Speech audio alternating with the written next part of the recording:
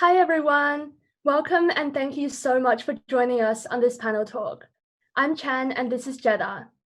We're members of the MCA Youth Committee and we'll be your hosts for this session. Before we start, I would like to acknowledge the Darug people. And the Darul people as we acknowledge the elders past, present and emerging. So we hope you're enjoying GENEXT Goes Online, and we're really excited to share this conversation with you about the strange times we're living in and what COVID-19 means for environmental advocacy and climate change. Tonight we have artists Latai, Taumoepeau and Ambrose Hayes from School Strike for Climate joining us as panelists.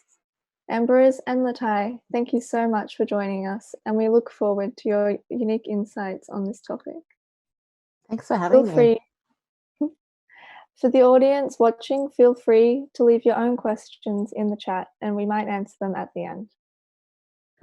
So Latai and Ambrose, both of you have very different experiences with environmental advocacy. And so could both of you please briefly tell us a bit about yourselves and what you do? So starting with Latai, please. Cool.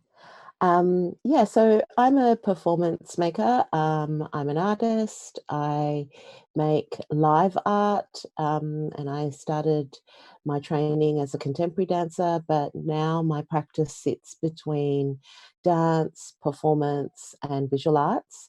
So you might find my work either on a stage or in a gallery, sometimes in various sites. Yeah. And I make work predominantly now about the impact of climate change on the Pacific, specifically low-lying islands and coastal communities. Thank you. And Ambrose, could you introduce yourself to us?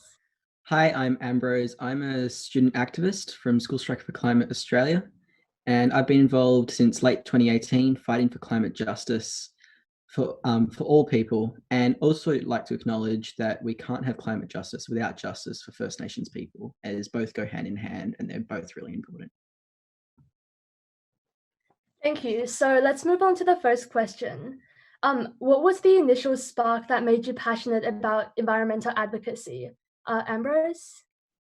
Yeah, I think for me, probably seeing the first strikes in 2018, which were in November, and there was, I don't remember how many people came, but I wasn't able to go, unfortunately. The first strike that I went to was it wasn't really a strike, it was a protest on a Saturday in December 2018. And from there, I decided I want to get involved. I want to be able to make change, make positive change, and do what I can to make a better future. So really, it was just from seeing other students speak up. And by seeing other people do that, you're able to spark a passion in so many different people and get people to act. Yeah. So what about you, Latai? Well, in around 2006, 2007, there were a few climate rallies in Sydney City, and I'd attended them, and there weren't that many people. But fortunately, in 2007, a report came out about the impact of climate change on the Pacific, and I was fortunate to go to the UN, to the United Climate Change Conference in Bali that year, which I believe was COP13. And that's where I saw and heard a lot of the world leaders speaking with communities from many countries. And it's when I decided that I could work through my practice and make things make works that helped people, helped us communicate that message a lot through various audiences that I have as an artist. That's really cool. So for our next question, in terms of COVID-19 and the environment, what is the importance of creativity in these times as both an outlet and in terms of environmental activism? Latai, do you want to answer first? I think it's a very difficult time for many people. We're not used to being so still and not being able to see many people that we're very close to, and so I think that makes it very, very difficult. I think the pandemic, everybody knows that this is not something that anybody alive now has ever experienced before. So it's all very new and, the unknown. So I think with many artists, has been a time where we haven't been able to make a lot of work, but what we've been able to do is reflect on a lot of things that are really important.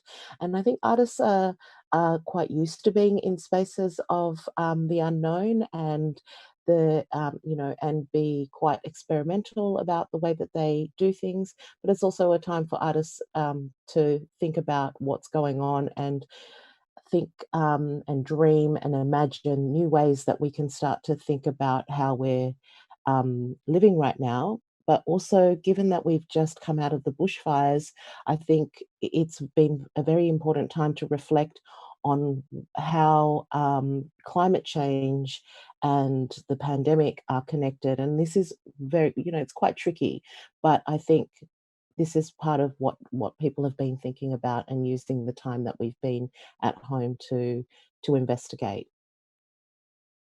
Yeah, I think the connection between climate change and the pandemic is really interesting as well. Mm. Ambrose, what does creativity mean for you?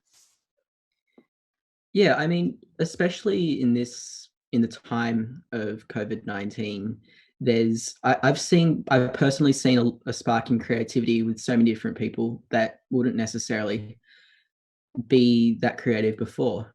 And even for me, working with artists recently, it's been really important to help. Creativity has been really important to help people stay engaged and feel connected with other people. And I've personally been helping run the School Strikes Climate Fridays, which we've been running every Friday, and we've just finished our season 1. And more information will be coming in the coming weeks about the next season. And I feel that it's connected people, especially now that people are able to. I guess there's more infrastructure in place now for people to talk to others all around the world. And for example, even with GENEXT tonight, we've got people watching all across Australia and some people even watching from different countries. And that has enabled people to be able to watch something that they might not usually be able to go to because of where they live or where they often are. So I think that having creativity in this time is extremely important. And it's just, it's something that can't be overlooked, and it's something that the government needs to help because they need to help the arts sector, and it's not something that they're doing right now. And I think that with the money left over from JobKeeper, they should be able to. Okay, so we have a question for Latai. Latai, what do you hope your artworks will contribute to the environmental discussion? I've always hoped that my artwork not only contributes to talk, but actually encourages people toward action. I think there's been a lot of talk for many, many years, and I think the reason why we are in such a climate crisis right now is because of inaction. And so it's always been my desire for my work to assist with all the campaigns. I see my work as a campaign, actually, and that it drives action. It also, assists people. What I want it to do is to generate empathy as well for many vulnerable communities, not just the Pacific community, but I think for a long time, climate change has felt like something over there or something that's happening to those people over there and not us, particularly us Australians. And so for me, my work has represented invisible communities, but I think also Australians who care about the planet have also been invisible, and it's been my hope that my work will encourage people to get together, learn about it as much as they can, and that drives them to actions such as voting, some of the oh gosh, the words just left my mind, but when you boycott certain things, certain group actions that help people understand where they can put their energy and their support, you know, because not everybody can get on the streets, not everybody you know, can do a whole lot of things, but understanding the importance of things like renewables and fossil fuels is something that I've hoped my work has kind of pushed people towards learning those things for themselves. Yeah. Wow. Okay. So, Ambrose, a question for you. Based on the outcome of the May 15 online strike, what do you think is the impact of the normal school strikes or youth protests in general? And what can you learn going forward based from the May 15 strike? Obviously, they're both very different forms of activism compared to in-person strikes and online protests. So the May 15 climate strike wasn't actually really a strike. It was after school, in respect for people going back to school and people at work, and for the teachers who are trying to educate people during this time, especially as we were starting to just go back to school that week. We had about, I would say, I think 55 to 60,000 people have viewed the live stream across the different platforms that it's streamed on. So I reckon that for something on a Friday afternoon for people to watch it, I think that's a good turnout. And obviously it isn't the same as being out on the streets with a sign and screaming your lungs out, which is obviously a lot more fun and a lot more, you're able to connect with people more. And we obviously can't do that right now, but having at least something to bring people together is really important. And I think the live stream did just that. We had people from all across the country in regional communities, as well as activists from across the world who joined and spoke on the live stream. And we had all these people all over who were watching it and were commenting in the chats and having their own conversations about climate justice and what it means to them and how they can help and how they can connect with their community. And especially we had over 100 submissions to join school strike, especially the local groups. So that's helping people connect with their local communities as well. So I feel that this online action has helped bring people together in a way that they wouldn't necessarily have done before. It's a bit harder to get people involved at a strike where you can't just post a link to everyone who's at the strike so that they can sign up. Yet that's what you can do on an online strike. So I think they're both different, but they both make a difference, and it's what we can do in this time. Thank you. So we now have a question for both of you. Based on the public response toward COVID, how can we rethink or reimagine drastic actions on climate change? I think that their COVID-19 and the climate crisis are both intertwined. And the reason that the government acted on COVID like it did was because they could see the impacts right now and that they were affecting people in Australia at that time. And the climate crisis will affect people.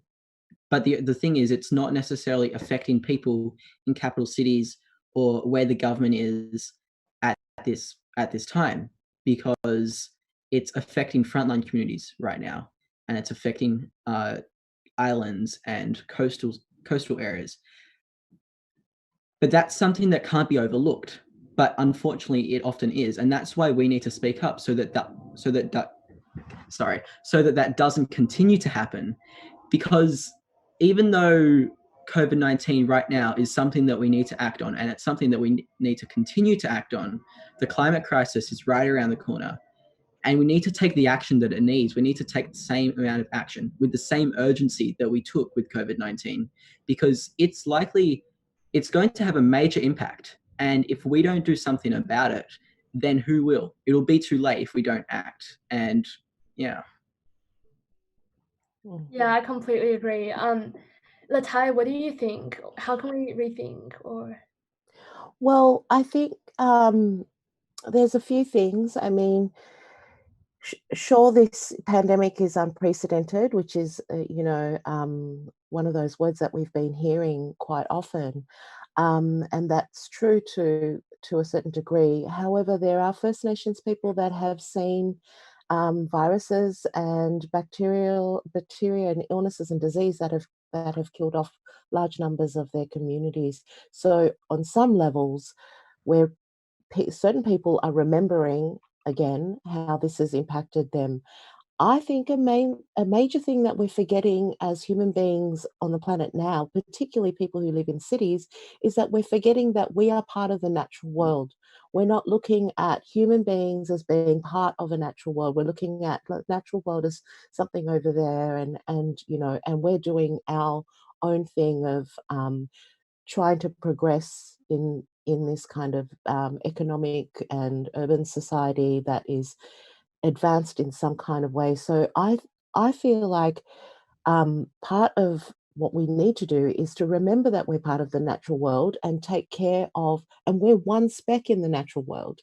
And this is why we're in such a fragile position, is because we've separated ourselves from other life forms. And so I think, we need to do more of the same things that we were doing, particularly the young climate activists, like Ambrose and all of his peers and people who are doing that. This is the time for some of our generation to get behind you guys and really elevate your voices, really make you visible, because this is the planet that you will be inheriting, and it's quite embarrassing actually to think of the mess that it's in now. And so I think keeping the attention on the one planet that we all live on, and that it's our job to be custodians, to take care of all the life forms. And this pandemic has kind of really shown how important it is to think about our lives, think about the humans, think about the people, think about the life forms, think about the environment, and that we're all part of this incredible ecosystem. And so, economies are great things, but how do we reimagine new ways for ourselves to exist? This is the exciting thing, and this is what artists do. They imagine. I think Einstein talked about arts being a crossover of imagination and knowledge. So not one thing is more important than the other. And this is what I think we need to do, is create these big think tanks, like what you're doing tonight, and imagine new ways that we can start to exist, much cleaner future. So some of that is by looking deep into the past in how we've done things and how we've done things incorrectly, and how that's led to where we are now. And so yeah, I think this has been a little moment, actually, a little pause for all of us to think about that, and start thinking about all the different kinds of actions that we can do to create the world that we actually need to we need to survive, actually, firstly, before we continue to even dream of living on and on and on. Yeah, thank you. I think that's a really good perspective. So this next question is kind of ties into the last one. The public's response to COVID-19 has been, it's been like unprecedented, but when it comes to the existential threat of climate change, the public pays minimal attention and doesn't give it much thought. So why do you think climate change is a less worthy cause of the public's attention? I think it's similar to what I said before with how COVID-19 is affecting so many people right now, and everyone knows about it. It's all over the news. That's pretty much all that's on the news right now. But the climate crisis will affect people. And I think that with last summer, with the bushfires, public opinion has started to change majorly. And more people are starting to realize, hang on, this is an issue. We need to do something about it. Of course, there's still the politicians that aren't agreeing with it and don't say that we should take action, but we do have to. And if we don't, then it will be too late. And in the end, they're both, COVID-19 and the climate crisis are both tied hand in hand. There's not really one way we can just focus on one and then just say, oh, but we focused on COVID-19 because it's something that's affecting us right now. then why don't we prevent things like this? Why don't we prevent the next crisis? We should definitely try to stop what's going to happen with the climate crisis before it becomes too late. Mm. Yeah, I think something that Ambrose said earlier about injustice is quite important right now with COVID-19, because what we're not seeing is equally as important as what we're seeing. What we're not seeing is, some of the people that are already impacted by the virus. We're fortunate to have had relatively low numbers in Australia, but when you look at other countries, what that has revealed is quite a lot of injustice, for vulnerable people. And so I think similarly to when we were experiencing the bushfires here in Australia, we were also seeing the injustice in that. And I think maybe right now people might need to look closer at the injustice, because it's not affecting them right now. But I think what we should be doing is learning from what's going on with other people and making a lot of decisions based on that. And some of it is also just not, maybe, I don't know, maybe people are just overconfident. They just, it's this thing that, oh, it's not going to affect me, or I don't live with old or senior people, or I'm not sure. But I think this is a little bit of a privilege bubble that is quite common in Australia. And I think it's to our own detriment, actually, that if we just sit idle inside that privilege. Yeah, unfortunately, the people that have caused the least problems are the ones that have been affected the most. Mm. Yeah. Okay, thank you for sharing that. Yeah, I definitely agree with the whole privilege bubble thing. Chan, next question. Okay, so as the discussion about Australia's role in climate change comes to a stop due to COVID, what are some ways in which individuals can adopt more sustainable practices into their lives? I mean, divestment, that was the word I forgot earlier, divesting. I think there are many campaigns that have lots of great ideas around what people can do. Divesting is one of them. So, banking with banks that don't um, give loans to the fossil fuel industry is one. You know, renewables, getting behind renewables. I mean, right now is a really good time to put a lot of pressure on the government about renewable resources. Um, Maybe Ambrose, you might add a few more. I've got a Yeah, I bit think blank. that, yeah, for it obviously differs for everyone because every person can only do so much and everyone's in different situations, especially right now. There's some people that have lost their jobs, some people that have even lost their houses. Um, then there's people who are completely fine right now. So I think that do what you can. There's all different things that you can do. Create a compost. Just be mindful of how much waste you use. Try to use a keep cup. Obviously, it's a bit harder right now because of COVID, but when you can, when it's safe to do so, try and do that. Just really small things add up. Obviously, we do still need system change, and we need the politics to change because this shouldn't be a partisan issue. This should be it's a human issue. It's not a partisan issue, and we need to take action. Right now, there's so many things you can do, and just a quick Google search can tell you so many different, really just simple things. Yeah.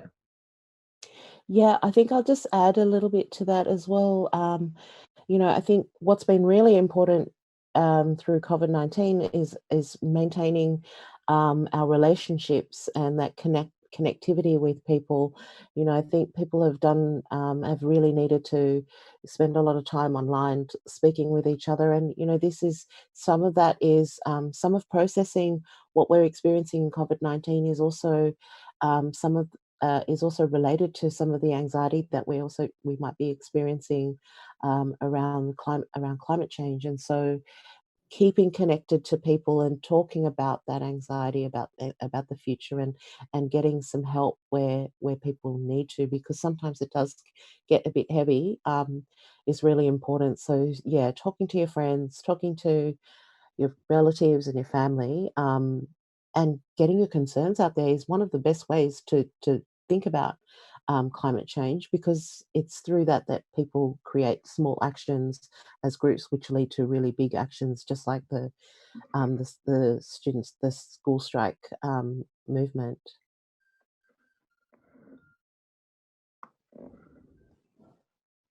Yeah, so we have a couple of questions in the chat, and we'll start with, what are some ways that we can pop the privilege bubble that you talked about, Latai?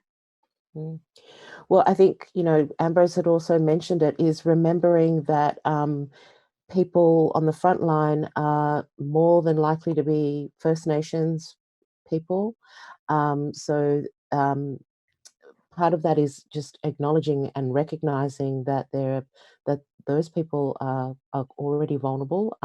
Some people living in regional towns, where there's drought, and where there are water shortages, and so part of bursting that privilege bubble is recognizing that you have you are more fortunate, and that others are less fortunate, and that they're already impacted. They're not waiting for it to happen to them, it's already happening to them.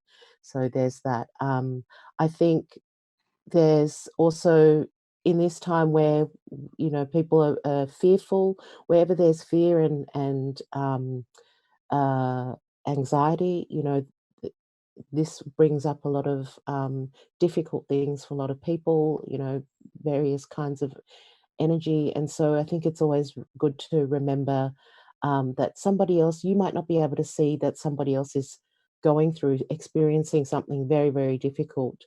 We're seeing a lot of racism right now with COVID-19, particularly with Chinese community and Asian communities. And so, this kind of thing is, it's really important to understand that that people are experiencing some some really hard times from other people, and that just talking to the people that calling it out to people in your own family sometimes is necessary. If it's really hurtful stuff like that happens when people are under a lot of stress. But it's also, if you're privileged enough to not experience anything like racism, then it's a really good time for you to try and understand what racism is and how it impacts other people when it happens to them, and that they know what they're talking about. Those are probably the two main things for now. Yeah. Yeah, I think another thing is to use your voice. So, for example, speaking out for those who might not have the opportunity to. And that's a really important thing. And that's what we try to do at all these protests, where not just, even for future generations, obviously they don't have a voice right now because they're not here yet, but we need to still speak out for them, because if we don't, then who will? And I think that, yes, definitely acknowledge your privilege, call out people who are being racist, all those things, and make sure that they realize that it's not okay, and that we need to fix this, and it's something that needs to stop.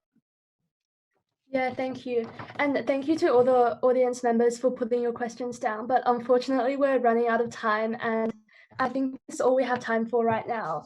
So Ambrose and Latai, thank you so much for taking the time to talk to us. And we've really enjoyed hearing your unique insights into the issues. Yeah, thank you. Thanks for having us. Yeah, thanks for having us. It's been nice. Yeah, and thank you to everyone for joining us. Yeah, we hope you enjoyed the talk.